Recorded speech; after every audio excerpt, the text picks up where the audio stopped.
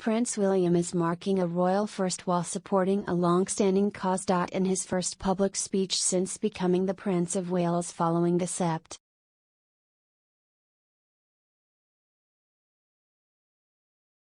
8 death of Queen Elizabeth, William used his platform to fight for animals threatened by poachers at Tuesday's United for Wildlife Global Summit.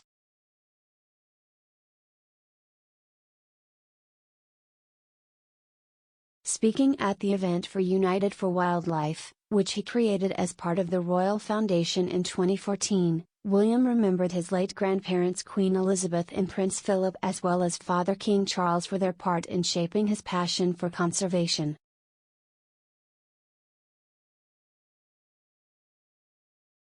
"Our natural world is one of our greatest assets," the Prince of Wales said. "It is a lesson I learnt from a young age, from my father and grandfather, both committed naturalists in their own right, and also from my much-missed grandmother, who cared so much for the natural world."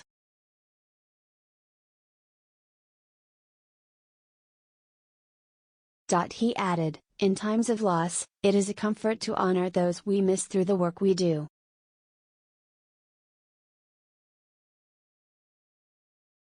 "I take great comfort then from the progress we are making to end the illegal wildlife trade.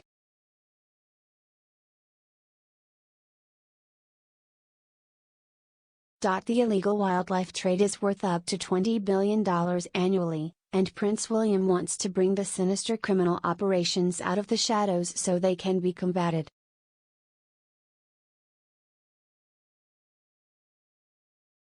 The Royal, 40, has been at the forefront of an initiative to bring together transport, banking and port authorities to unite against the criminal gangs who poach ivory and other products and then ship them around the world.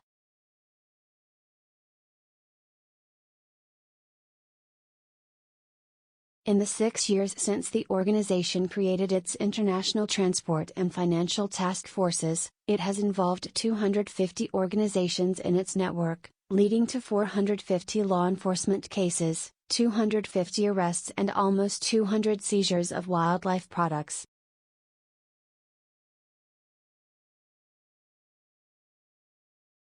It has also trained around 100,000 people in enforcement. Prince William said that while their work is having a demonstrable impact, they have much more to do.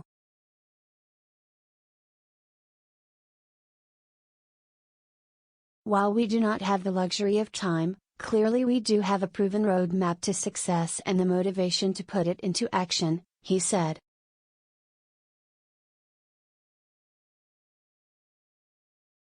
"I hope you all leave here today energized and motivated to intensify this work. Because there are still too many criminals who believe they can act with impunity, too many lives being destroyed and too many species on the brink of extinction due to this heinous crime."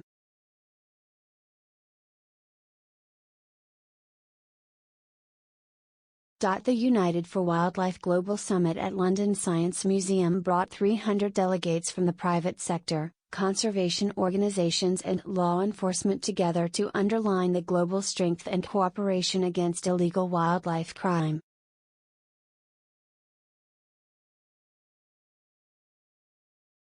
They had recent success as United for Wildlife members were a crucial part of a collaboration that saw a man convicted and sentenced to more than 5 years in prison for conspiring to traffic more than $7 million worth of rhino horn and elephant ivory.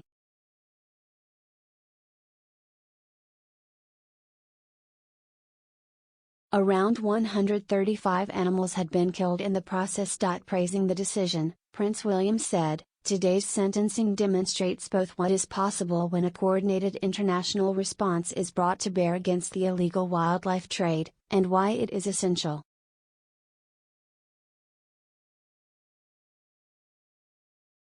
This is a significant victory and a landmark case.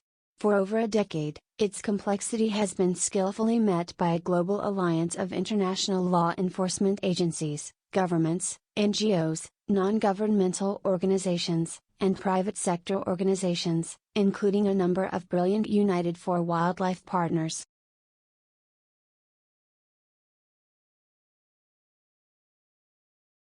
He added, the outcome serves as further proof that we have the tools to combat this insidious crime and is a testament to the power of international collaboration.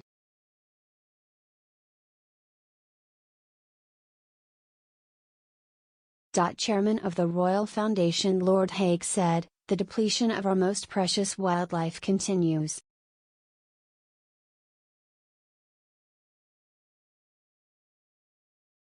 That makes the illegal wildlife trade an intolerable offense. But its association with violent crime, corruption, people trafficking and even terrorist financing makes it of the utmost seriousness.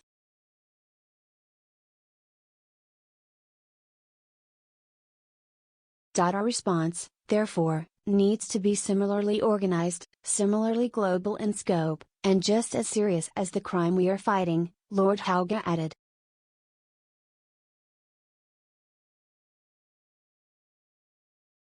It is the breadth and diversity of the collaboration that makes the United for Wildlife Network unique in its work to defeat illegal wildlife crime.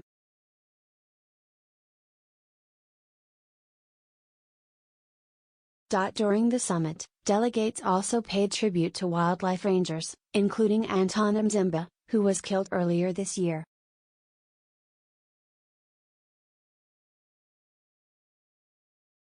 Mzimba was shot at close range by two men who'd driven to his home. Under the pretext of saying they needed help with their vehicle, they shot him in front of his wife and 7 children.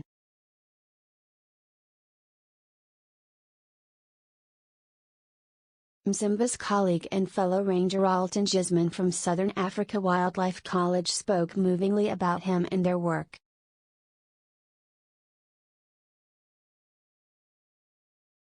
Gisman paid tribute saying he was a husband, father, brother, comrade and coach.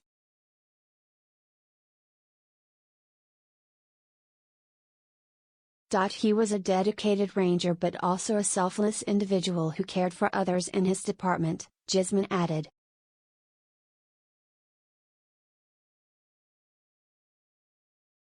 He optimized what it takes to be a true ranger. He was a law enforcer, an educator and communicator.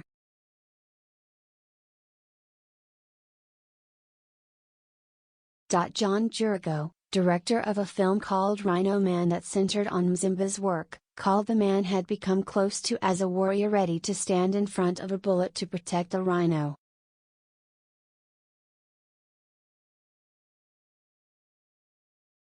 Prince William, who said he was deeply saddened by Mzimba's death following the tragedy, and the delegates watched the final scenes of the film in which Mzimba spoke about passing on the love for nature and wildlife to the next generation.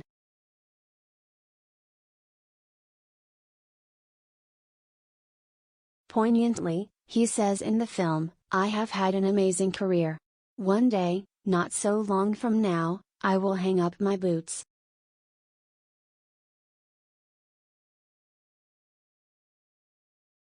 As I get closer to that day, my heart grows heavy, but saying it was up to people to inspire children to care for the herds of today and the future, he adds, "It's not too late, there's still hope."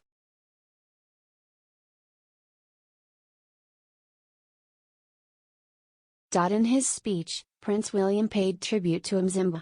Anton dedicated himself to the protection of wildlife, undertaking his role diligently and professionally despite threats to his life, the royal heir said.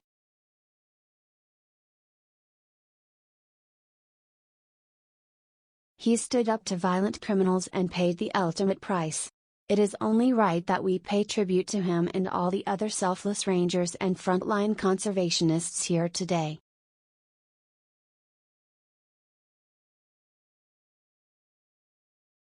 And it is also only right that we honor him by continuing our work with renewed focus and vigor.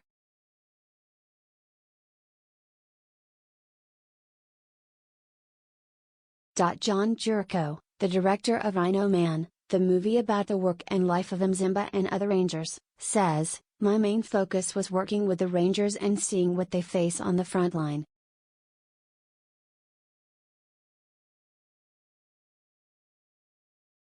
Anton used to say, we're the last line of defense. But unless there's something happening outside the reserve, a collaborative effort, they're fighting a losing battle over time.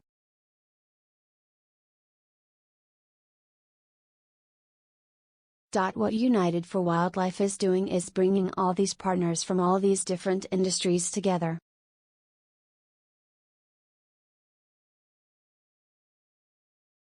Between regions and internationally, there is no way the rangers can tackle this on their own, so it's super important to be getting these people together in a room to collaborate.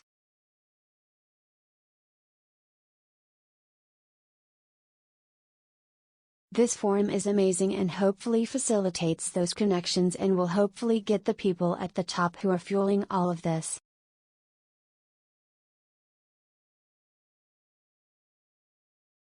He says Prince William is definitely in this for the long haul. He started this organization.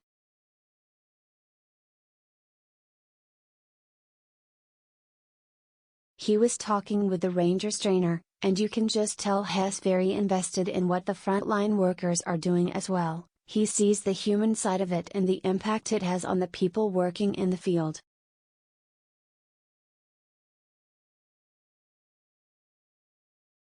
That connection and desire to help on that side fuels his passion to bring people together.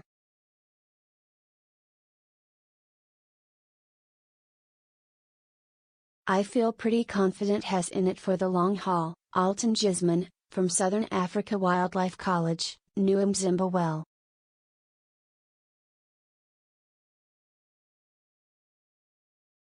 He tells people that he spoke with William at a reception. He said to us he wants the work to continue.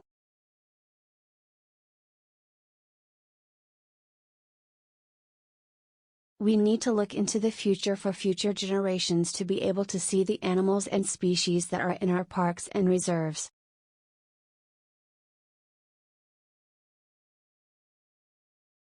If we don't combat wildlife crime, future generations won't be able to see the animals, Gisman says.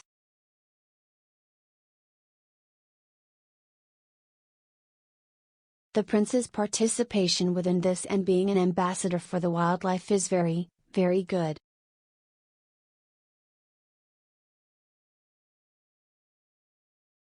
To see someone of his high-profile status supporting it is something incredible. He is very well connected to nature conservation and protecting natural resources.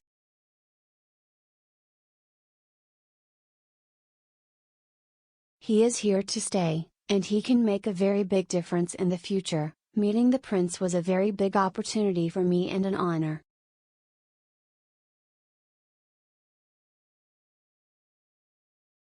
The prince asked me how long I knew Anton.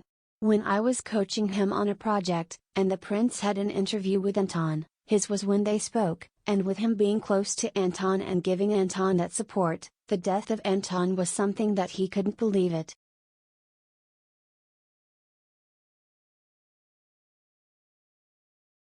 They shared a passion that Anton to do something. Like all of us, the prince lost him too.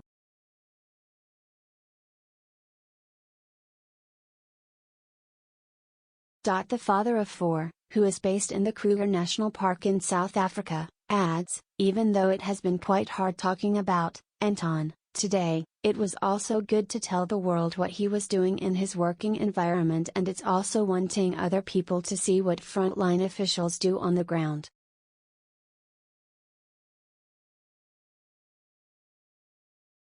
Both Prince William and his wife, Kate Middleton, are figuring out how their royal work will change as Prince and Princess of Wales.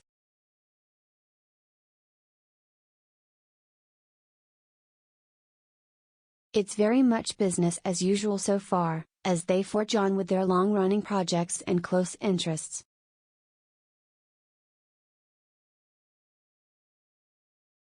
On Wednesday, Prince William will focus on sport, while the Princess of Wales continues to highlight supporting children in the early years of life.